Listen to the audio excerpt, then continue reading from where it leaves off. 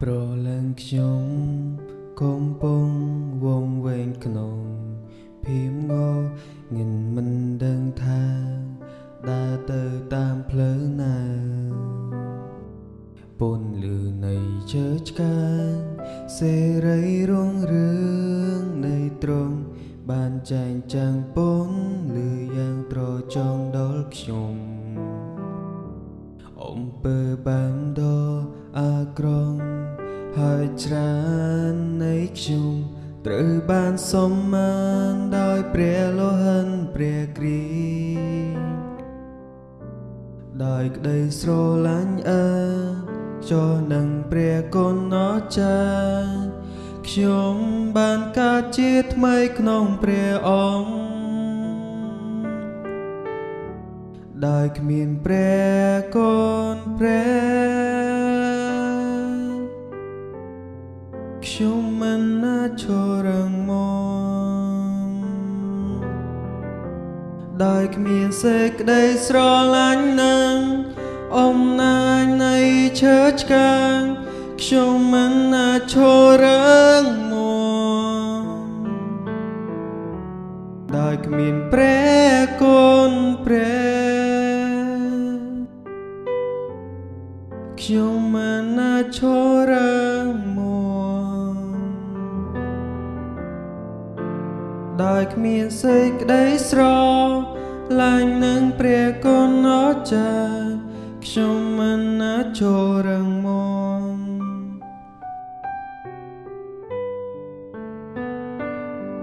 មែនដោយការខំប្រឹងធ្វើនៃខ្ញុំទេតែគឺដោយបំណងព្រះតែព្រះពុនងព្រះបានមានបន្ទូលថាខ្ញុំជាមនុស្សសញ្ចារិនដោយព្រះគុណព្រះដ៏ល្អឥតខ្ចោះដោយគ្មានព្រះគុណព្រះខ្ញុំមិនអាចឈរងមកដោយគ្មានសេចក្តីស្រឡាញ់នឹងអំណាចនៃឈើឆ្កាងខ្ញុំមិនអាចឈរងមកដោយគ្មានព្រះគុណព្រះខ្ញុំមិនអាចឈរងមកដោយគ្មានក្តីស្រឡាញ់ឥតខ្ចោះនឹងព្រះគុណព្រះខ្ញុំមិនអាចឈរងមកឥឡូវខ្ញុំរស់នៅមិនមែនជាខ្ញុំគឺជាព្រះយេស៊ូវគ្រីស្ទទ្រង់រស់នៅក្នុងខ្ញុំវិញ